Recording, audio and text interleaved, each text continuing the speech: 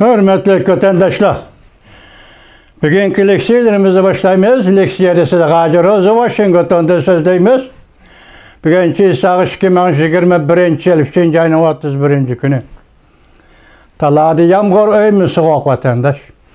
Sizlerge endi vaziyet doğrusu da gep kılıdığan bolsak, bir iki parça haber. Mesela Dünya Səhiyyə Təşkilatı Wuhan'da tekşürüş elip berip qandaq dokulat ilan kıldı.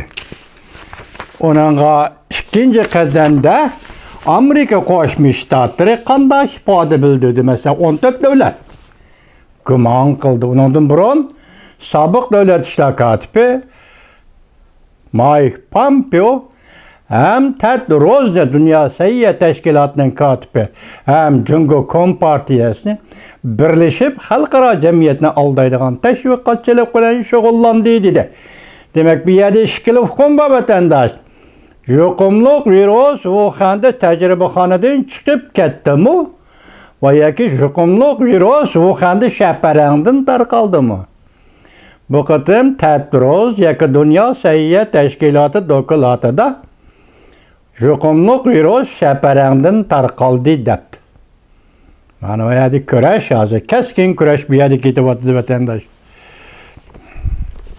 Endiki vaziyet doğrusu yerine deyilgan sözümüz, haberlerge asaslanğanda Prezident Joe Biden, Tayvan əməldarları bilen uçuruşuş çeklemesini koyu bitediğallığı aşkarlandı mavzulu haber 3. ayının 30. günü ben bir torbiti ilan kılındı haber. Bundak başlar.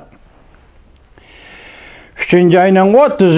günü Angliya pul muamele gazeti haber kılıp bundak görsetti.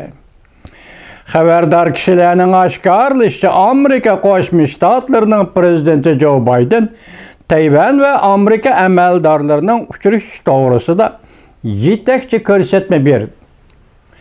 Sabah Prezident Trump ve vazife tükenmez gillerde özgertilgen bazı özgürlüklerini kollanıp, Amerika hükümet əməldarlarının Tayvan hükümet əməldarlarıyla uçuruşlarına ilham berdi.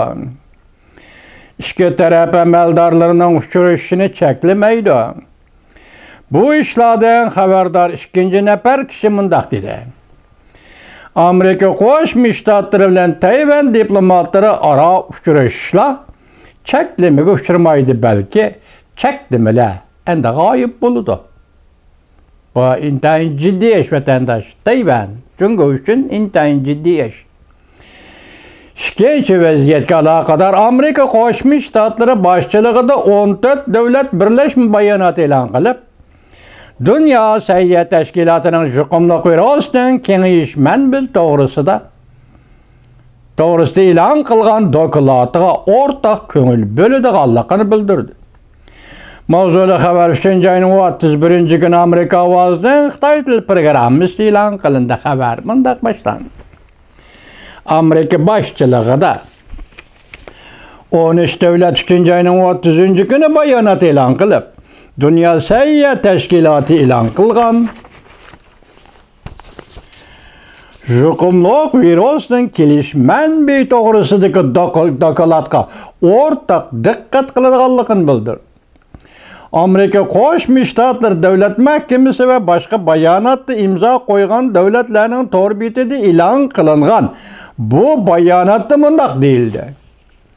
Yuqumluq virusunun keliş mənbəyi doğrusu da xalqara mütəxəssislər tədqiqatı ağır dərəcədə keçikdirilgan və mükəmməllik kəmçil bolğan yoki dastlabki sonliq ma'lumotlarga erişilmagan ahvol ostida tekshirishga ruxsat qilishlarga diqqat qilishimiz kerak. Demak, tekshiruvchilarning ishi yuza bo'ldi degan gap. Beijing muşu materyallarını təminli mi deydiğen gep vatandaş. Tekşürgüçüler grupsi Cungu Wuhan şəhərdəki çeğimizde iptidai məlumatlarını kolga keltirişimizge tosqunluq uçur deyilgen idi. Dokulatta biz Wuhan şəhərdə tekşürüş jarayanı tosqunluq uçurduq mu deyildi. Birleşme bayanatı, 14 devletten birleşme bayanatı da imza koygan devletler de bir yerde Avustralya, Angliya, Kanada, Çek Cumhuriyeti, Daniye, Azaniye, İsrailiye, Japonya, Latviya, Litvan, Norvegiya, Kore ve Slovenya'dan ibaret. Bular Dünya Sayyiye Teşkilatı'nın dokulatıdır guman kıl. Bu yaman nazik mesele vatandaşcımı.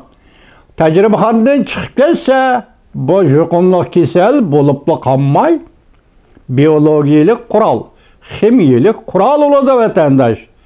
Şuna hazır bu tekşiriş meselesi intayin keskin güreşçilik etivatıdır.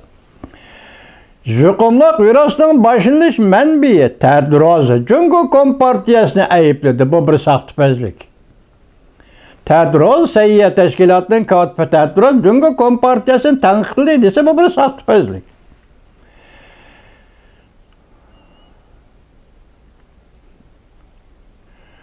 Ayıpladı. Bu bir saxtapazlik. Sabıq Dövlət İşlər katibi Mike Pompeo bolsa qattiq tanqid qildi. Mavzulu xabar 3. ayının 30. gün Venbet orbitini ilan kılın. Xabar mındaq değildi. Dünya Sayyiye Teşkilatı'nın tədqiqatçısı En Barok, mən Xitayçı ahangıdan aldım keçirinler. Cungo Sağlamlıq Komiteti Tüzülmə İslahatı Məhkeməsinin başlığı Liang ve Nian. Bu adamı qatnaşqan gep, bu dokladda yerleşqan Xitay adamı qatnaşqan gep. Birlikte ilan kılgan 123 betlik dokulattı mındaq değildi. O çok etqanda mən bəni tapalmıdıq mani gep. Belki şepereğin başka hayvanatla arkalık insanlığa yuqumluq virusu yuqturgan bolsa kerak. Görəli, dokulattı gelmişler izlamdı vatandaş, yollu dünya.